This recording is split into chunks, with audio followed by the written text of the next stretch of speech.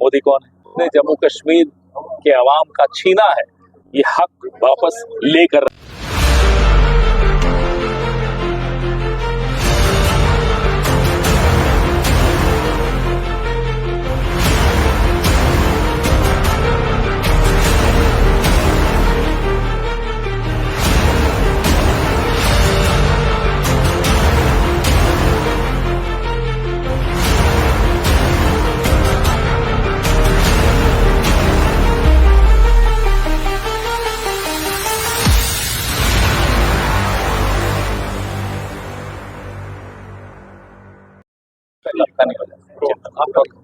बिस्मिल्लाहिर्रहमानिर्रहीम। आप देख रहे हैं डेली हुकाम और मैं हूं मोहम्मद हनीफ। इस वक्त हमारे साथ पवन खेरा है, कांग्रेस के सीनियर लीडर है और इस वक्त यहाँ पर स्टेटहुड के हवाले से जो हंगर स्ट्राइक चल रही है यहाँ पर आए हैं, तो इनसे बात करने की कोशिश करेंगे। सर, आज दूसरा दिन हंगर स्ट्राइक का है, क्या लगता है आपको, क्या पोजीशन पर इसका कोई दबाव पड़ रहा है?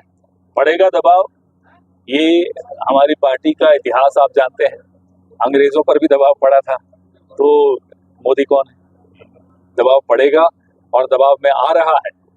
ये हक जो उसने जम्मू कश्मीर के अवाम का छीना है, ये हक वापस लेकर रहेंगे, ये हमारा वादा है। क्या बताएंगे आपके जैसे हंगर स्ट्राइक, या पिछली बार हमने देखा 5 अगस्त को ब्लैक डे मनाया गया, लेकिन उसके बावजूद जो अलायंस पार्टनर्स आपके हैं उनका कहना है कि हमें जो है कॉन्फिडेंस में नहीं लिया गया। मैं नेशनल कॉन्फ्रेंस की बात कर रहा हूं। ये तो अवाम की लड़ाई है, इसमें न्योते नहीं होते। अवाम की लड़ाई में दरवाजे खुले हैं, सबको मिलकर लड़ना चाहिए और सब मिलकर लड़ेंगे।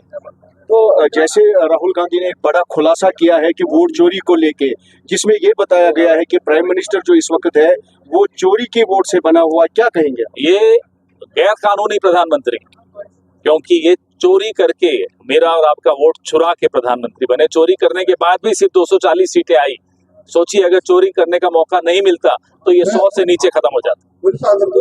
इस वक्त जो चल रहा है कि जैसे इस वक्त एक जैसे कॉन्स्टिट्यूंसी के जो वोट्स हैं उनको एनालाइज किया गया राहुल गांधी की तरफ से, अगर इस तरीके से किया जाएगा तो जब दूसरा पार्लियामेंट इलेक्शन होगा तब तक तो शायद ये कंप्लीट ही नहीं होगा। तभी हमारी मांग है कि चुनाव आयोग को नंबर 1 मशीन रीडेबल लिस्ट निकाल के इलेक्ट्रॉनिक सबको देनी चाहिए।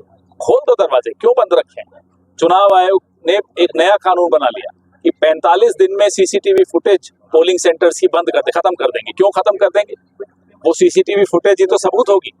तो सबूत आप खत्म करना चाहते हैं तो कुछ छिपाने को है, तभी ना खत्म करना चाहते हैं। क्या छिपाने को है, यही तो पूछ रहे हैं। ये जो ईसी एफिडेविट मांग रही है राहुल गांधी में, तो देने में क्या प्रॉब्लम है अगर आपको लगता है कि बिल्कुल चोरी है? भैया, उन्हीं के कागज उन्हीं से लेकर उन्हीं के सामने रख दिए, इसमें एफिडेविट क्या बनता है? और एक एमपी ने रखे हैं, 5 टर्म का एमपी है, लीडर ऑफ ऑपोजिशन है, संविधान की शपथ लेके बात करता है। संविधान में भरोसा नहीं है चुनाव आयोग को। आप पॉलिटिकल एनालिस्ट है, तो ईसी की क्या मंशा है कि ये एफिडेविट वो दे दे? क्या ईसी कठपुतली है जी। ईसी नरेंद्र मोदी के हाथ में खेलते हैं। ये पहले हम कहते थे ना कि नरेंद्र मोदी ईडी और सीबीआई के सहारे चलते हैं, ईडी, सीबीआई और ईसी के सहारे चलते हैं। अब हम तीसरा और जोड़ दिए, तो जो इशारा वहां से होता है ईसी वही करता है।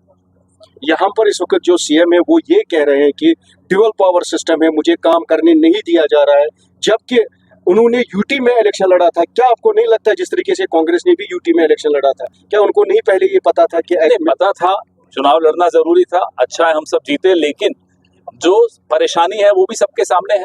काम नहीं करने दिया जा रहा, यह भी सबके सामने है।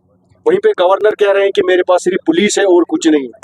हर चीज में दखल है, ये हम भी जानते हैं, आप भी जानते हैं किस तरह से ये काम कर रहे हैं गवर्नर साहब, ये भी आप एलजी साहब आप भी जानते हैं, हम भी जानते हैं।